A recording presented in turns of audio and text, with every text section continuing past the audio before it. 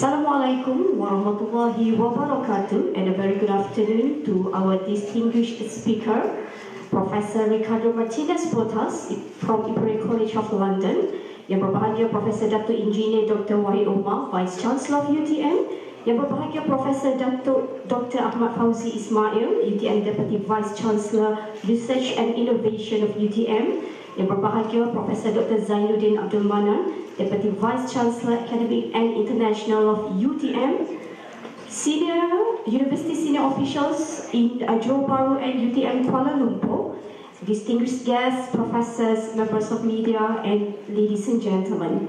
Welcome to the UTM public lecture on how to be an impactful researcher, my experience from Imperial College of London by Professor Ricardo Martinez Botas. Alright, ladies and gentlemen, without further ado, please welcome our moderator, Associate Professor Dr. Srita Raju, Director of UTM Center for Low Carbon Transportation, to conduct the session. Please welcome.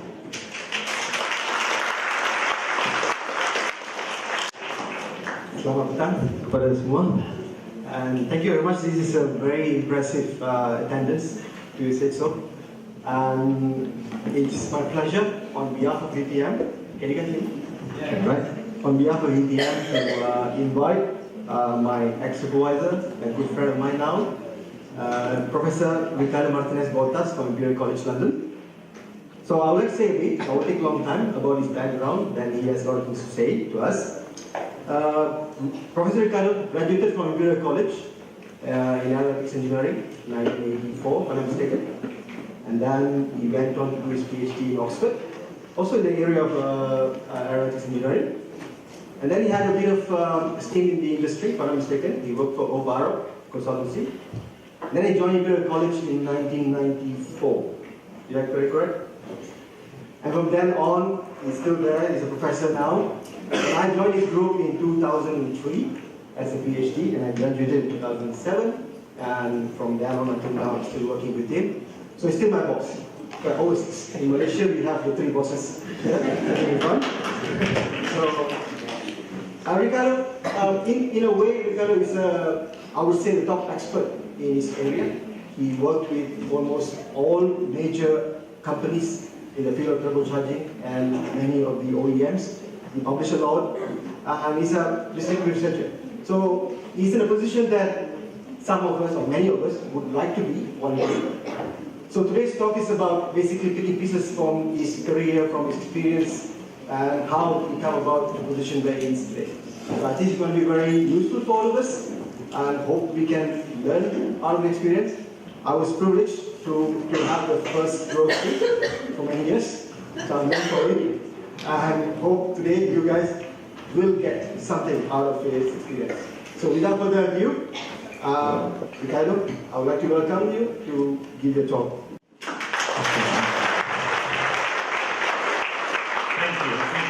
Thank you, Sri, for that introduction.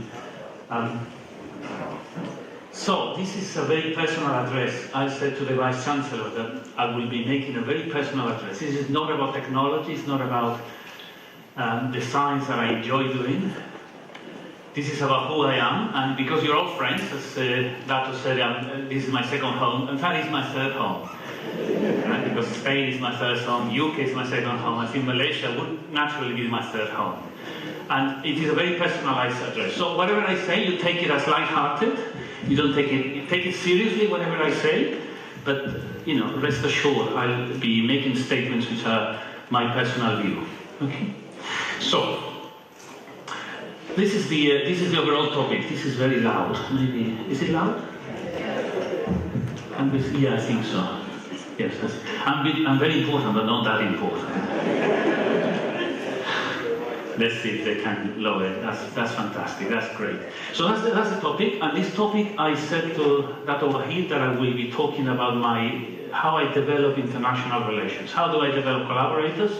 How do I develop international collaborators that are capable of paying me a large amount of money to do research? This does not happen without a very fundamental base that goes back 20 to 25 years. And that's what I want to get back to. And I've given this talk for the first time in MIT, in the summer school. about 6 years ago, I gave it in Cambridge 3 years ago, and I gave it at Imperial 2 years ago, and then I give it to you. So if they learn something, I hope there is something for everybody, and if they learn something, hopefully some of you will learn from my experience. Okay, what is my trajectory? I'm going to tell you who I am, and then going to tell you a bit about a timeline. So my talk is about a timeline. I'm going to start from my PhD, and I'm going to advance all the way to where I am today. And I'm picking up some key themes with very few pictures to help out in visualizing how I got to where I got, bearing in mind that I belong to a different generation to many of you. And that's something you have to handle, not me. Right? And so you have to gauge what your seniors are saying to you. Because what they said to me is different to what they're saying to you. In the end, it's the same topic, but this is going to come clear, I hope. So no point to be complacent and complain. So who am I? This is two facts and figures. I came to Imperial College in 1985, did my master's degree in aeronautical engineering, well, 4-year program, did my PhD, as Teresa said. I worked in industry for about a year, slightly under a year. And, you know, my first lesson to you is seek an industrial experience. The fact that my first job, I have to clock in and clock out and account for every half an hour of my time was shocking. I had to account every half an hour of my time because I was a consultant. And they had to bill the originator. That taught me an enormous amount, a very large number of lessons. That I had to be accountable for my time. And I think if you don't have industrial experience and you want to have it, and if you're still in the early part of your career, do go and get it, because I learned so much from just having to perform at a slightly different way. So that's the first lesson. Timeline is going to change. I'm going to start here. This date is going to move on, not much beyond 2014, but I'm going to show you this as a timeline. So a slide about my research. My research is about waste heat recovery. I think I have a few slides I think it's fair that I do. I'm talking about wherever you got waste heat, an engine will waste 60% of its energy in the exhaust. I want to have ways of recovering that waste heat. Internal combustion engines emit a large amount of waste heat, and we want to recover some of it. The engine does look like this. An engine is something that it looks very red and sometimes translucent, because you waste so much heat in the exhaust that you somehow emit to the world and raise and waste energy as a consequence. So that's kind of what Lockhart also does, and I do. This is the problem that I'm going to look to later. You have to follow your inner feeling. My inner feeling of this problem was a very exciting problem. Something that excited me about this particular fluid mechanics problem. I'm a fluid mechanics professor, and I thought this problem of highly changing fluid flows is an exciting problem. And that captured my imagination in 1994, 1995. That was the one problem that captured my imagination. If you haven't got a problem that captures your imagination, you either haven't been mentored adequately, or you haven't really got what it takes to become a successful academic. There must be something that really captures your imagination. And I'm sure there is in all of you highly performing people. That's the one that perform. Of late, I've been working more on sort of battery systems, electrification, not purely combustion machines. So this is the brainstorming, and I'm afraid there's not enough time for me to brainstorm. I'm going to take my jacket if you allow me. The Vice Chancellor allows me to take my jacket off. Okay, thank you. He allows me, that's really good. Thank you. And this is the questions I would have liked to have brainstormed with you. I can't, because there isn't enough time to brainstorm with so many people. Why are industrial collaborations important for your career? It might sound conflicting as regards H-index publications, right? And yet I'm going to tell you it's precisely the opposite. It is by having a problem to solve that you can get your high-level publications as well. And engineers particularly, not all engineers. How would you go about developing international industrial links and collaborators? Question 2. Question 3, what do we mean by impact? Or what do you mean by impact? So these are 3 questions you can take home, and in your personal teams, because we all work in teams, we're not individuals, you would say, with my team, I'm going to ask these 3 questions. I'm the leader of the team, I'm maybe the member of the team, I'm going to ask in my team in my faculty, in my department, in my group, hopefully not at home, that these are the 3 questions to them. So take them home and see if we can do some work. And when I come back, I will examine you about them. So. Okay, timeline. So my doctorate, my topic, Turbine Aerodynamics and Heat Transfer, is sponsored by Rolls-Royce. So you see the second level, I got into a PhD, it was not a PhD, it's called a DPhil in Oxford, where I was directly solving an industrial problem. And that took the best part of 4 years, more than I ever thought it would take. And you see, my very first paper is right here. This is my very first paper, G.D. Locke, a very great helper, my supervisor, who passed away 2 years ago, and that's the topic of my very first paper. Now, I'm very excited to show you this. Because if you're not excited about your first paper or a paper in the early part of your career, then I don't understand why you're an academic. I'm really excited about this paper. Right? You heard that. I don't even know what it means anymore. But never mind. I really don't. And, you know, here is the figure that it took me 4 years. That figure took me 4 years. Is that a good use of my time? Is it a good use of someone's time? Is it worth a good use of about £1.5 million of investment into one single facility? I had control over a budget of £750,000. Not really, my supervisor did, but he always allowed me to spend.